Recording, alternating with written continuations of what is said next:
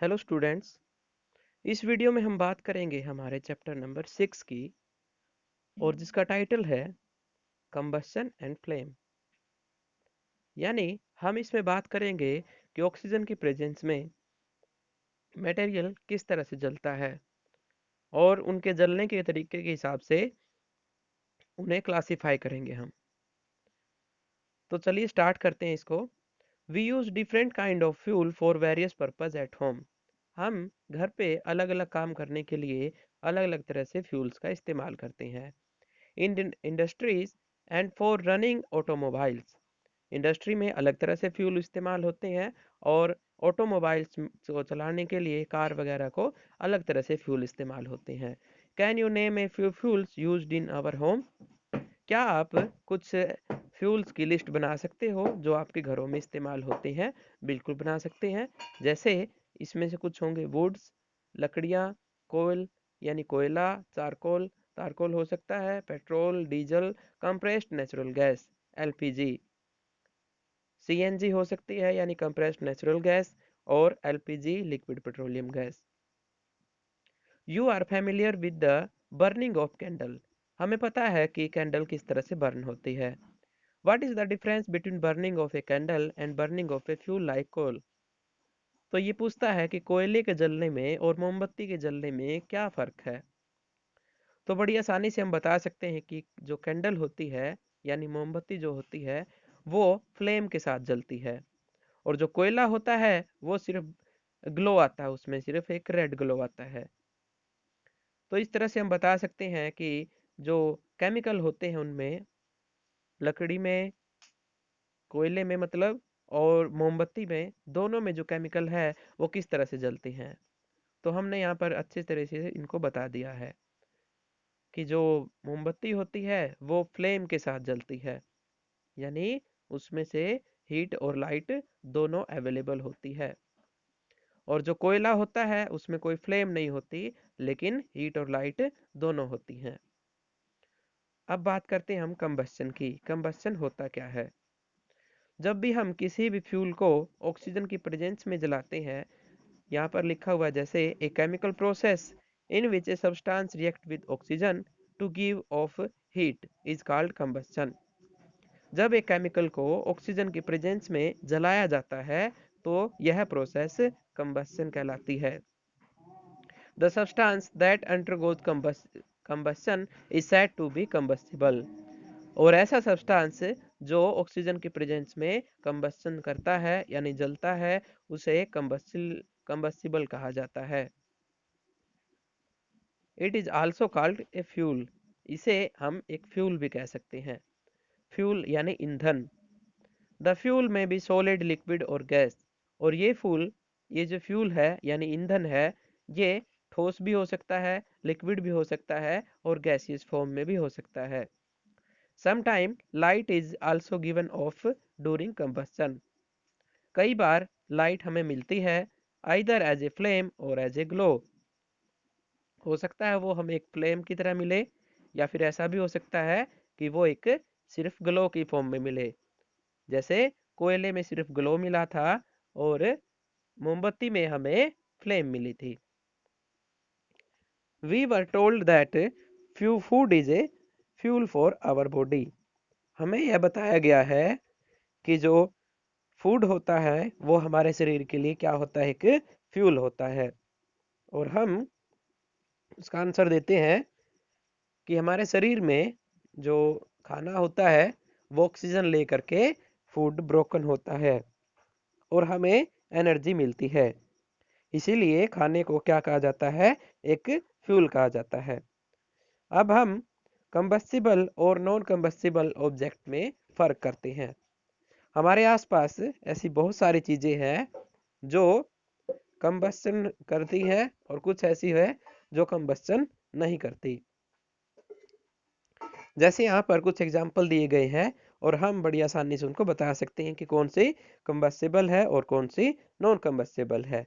जैसे वुड की अगर बात करें तो वुड ऑक्सीजन की प्रेजेंस में जलती है, तो ये क्या होगी, कंबस्टेबल होगी। पेपर पेपर भी जलता है तो ये भी कंबस्टेबल होगी। आयरन नेल्स जो होती है वो बहुत हाई टेम्परेचर पे ही जलती हैं, लेकिन वो कंबस्टिबल नहीं होंगी। केरोसिन ऑयल ये जल जाता है तो ये कंबस्टिबल है। स्टोन पीस ये क्या होगा? कंबस्टिबल नहीं होगा, क्योंकि इसमें आग नहीं लगेगी। स्ट्रॉ, जो आपके प्लास्टिक की स्ट्रॉ होती है, वो भी जल जाएगी, तो ये भी कंबस्टिबल होगी। चारकोल भी कंबस्टिबल होगा और मैच स्टिक्स भी कंबस्टिबल हैं। और ग्लास जो होता है वो कंबस्टिबल नहीं होता। तो ये एक एक्टिविटी, एक टेबल थी, और जिसमें हमने बताया कि कौन कौन सी चीजें कंबस्टिबल है और कौन सी नहीं है। अगली एक्टिविटी में ये दिखाया गया है कि ऑक्सीजन नेसेसरी क्यों होती है कंबस्टन के लिए। आपको 3 मोमबत्तियां दी गई है और 3 मोमबत्तियों को कुछ इस तरह से अरेंज किया गया है कि एक को हमने हवा के साथ रखा, मतलब नीचे स्टैंड लगाया उसके, ताकि हवा आती रहे। दूसरी को कंप्लीटली क्या कर दिया? क्लोज कर दिया ग्लास में। और तीसरी को हमने किस तरह से बंद किया है? एक ओपन ग्लास लिया, लेकिन उसके ऊपर हमने एक कार्डबोर्ड रख दिया। तो हम देखते हैं कि पहले वाली जिसमें स्टैंड लगाया था नीचे, वो मोमबत्ती जल रही है और बाकी दो क्या हो गई? बंद हो गई। ऐसा इसलिए हुआ क्योंकि पहले वाली को ऑक्सीजन मिलती रही और बाकी दो को लिमिटेड अमाउंट में ऑक्सीजन मिली, और वो फिर बर्न होके बंद हो गई धीरे धीरे। तो हमने देखा कि एयर नेसेसरी होती है आग को बनाए रखने के लिए, यानी ऑक्सीजन गैस अगर नहीं है तो वो नहीं जला पाएगी किसी चीजों को। We find that combustion air is necessary. हमने पता लगाया कि हवा बहुत नेसेसरी चीज है। The candle burns freely in case when air can enter the chimney from below. जिस केस में हवा नीचे से क्या हो रही थी? आ रही थी चिमनी में। दूसरे केस में हवा नहीं थी, इसलिए वो इजिली क्या हो गई? बंद हो गई। और तीसरे केस में क्या हुआ था? हमने कार्डबोर्ड उसके ऊपर रख दिया था, तो हवा उसमें नहीं थी, इसलिए वो नहीं जल पाई। यहाँ पर एक पर्सन आपको दिख रहा है। इस पर्सन को इसके कपड़ों में आग लगी थी, और इसके जैसे ही हमने इसके चारों तरफ कंबल लपेटा, ऑक्सीजन मिलनी बंद हो गई और आग धीरे धीरे क्या हो गई? फिर बंद हो गई।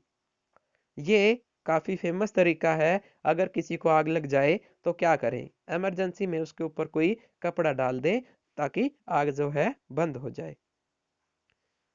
तो ये कुछ प्रोसेस है और इनसे हम आग से बचा सकते हैं हमारे एनवायरनमेंट को। कई बार अपने आप आग लग जाती है। ऐसा इसलिए क्योंकि एनवायरनमेंट का टेम्परेचर इतना हो जाता है कि वो उसको जला दे। जैसे आपने कई बार सुना होगा, खेतों में अपने आप आग लग गई, या जंगलों में अपने आप आग लग गई। क्योंकि गर्मियों के दिनों में टेम्परेचर बहुत ज़्यादा हो जाता है, और घास वगैरह में जब एयर के साथ वो आपस में रगड़ खाती है घास, तो उसमें आग लग जाती है। ठीक वैसे ही जैसे आपने किसी डिस्कवरी चैनल पर देखा होगा, दो लकड़ियों को घिसा करके आग जलाई जाती है। तो टेम्परेचर जैसे उनका बढ़ता है और वो हवा की वजह से एक दूसरे से घर्षण होता है, तो चारों तरफ आग ही आग होती है। During extreme heat of summer, गर्मियों के दिनों में ज़्यादा हीट होती है। At some place dry grasses catch fire, और कुछ जगहों पर जो सूखी घास होती है वो आग पकड़ जाती है। From the grass it spread to tree, और घास से ये बड़े पेड़ों में लग जाती है। And very soon whole forest is on fire, और धीरे धीरे हम देखते हैं कि चारों तरफ आग ही आग हो जाती है। It is very difficult to control such fire, और इस तरह की आग को रोक पाना बहुत मुश्किल होता है। तो खासकर गर्मियों में हमें ध्यान रखना चाहिए कि जंगल के नज़दीक जाते हैं तो हमें इन तरह की चीज़ों का सामना करना पड़ सकता है। ओके, तो ये आज का जो है वीडियो में हमारे पास चीज़ें रहेगी। अगले चैप्टर को, यानी अगले पार्ट को हम अगले वीडियो में देखेंगे। Okay, all the best.